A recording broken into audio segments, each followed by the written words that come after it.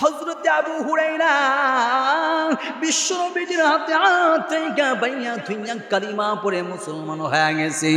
আল্লাহ রাসূল সাল্লাল্লাহু আলাইহি ওয়াসাল্লামের দরবারে আসা যাওয়া করে, কিন্তু এখনো তার মা কালিমা পড়ে মুসলমান হয় নাই। মূর্তি পূজক বিশ্বনবীর দরবারে যায় আর মনে মনে চিন্তা করে, যেই মা আমার জন্ম দিয়েছে, যেই মার উসিলায় দুনিয়ার আলো বাতাস দেখতে পাইলাম, আজকে ওই মা এখনো জাহান্নামের লাকড়ি হয়ে পড়ে আছে।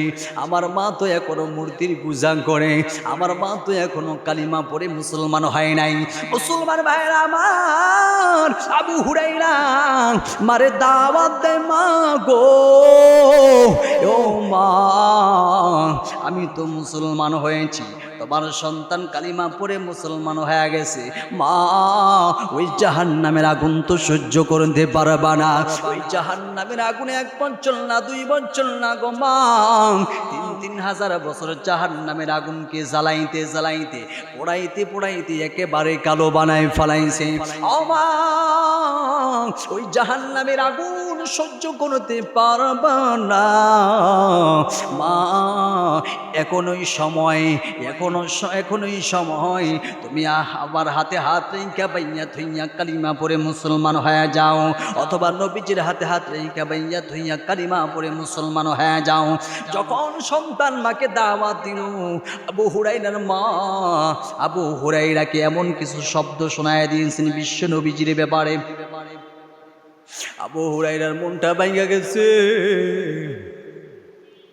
আমার মারে দিনের দাওয়াত দিলাম, দিনের দাওয়াত তো গ্রহণ করলই না, বরং নবীজির ব্যাপারে এমন কিছু কথা বলেছে, কথাগুলো নবীজির সামনে কখনো আমি প্রকাশ করতে পারব না।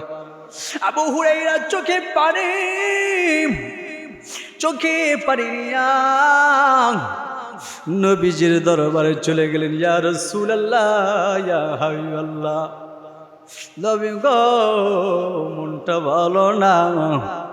কিরে আবু হুরায়রা, কি হয়েছে, কেন মনটা ভালো না? আবু হুরায়রা ডাক দিয়ে বলেন, নবী গো, আমি তো আপনার হাতে হাত রেখে বাইয়া থইয়া কালিমা পড়ে মুসলমান হয়ে গেছি, কিন্তু আমার জন্মদাতা মা সে এখনো মূর্তির পূজা করে, আমার মা এখনো মুসলমান হয় নাই।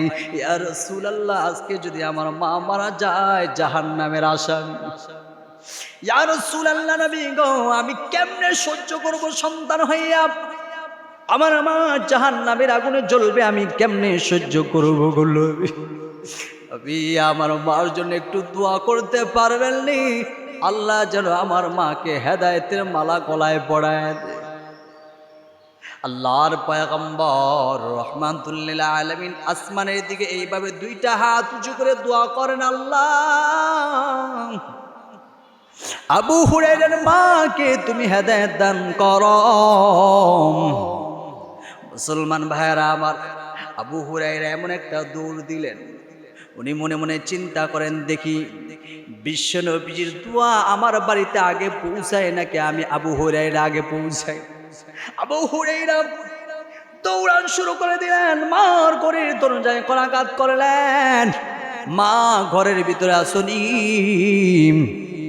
ঘর থেকে নরম সুরে আওয়াজ আসা, বাবা আবু হুরায়রা একটু অপেক্ষা করো, আমি গোসল করতেছি, একটু পাক পবিত্র হচ্ছি, তাহারাত পালন করতেছি।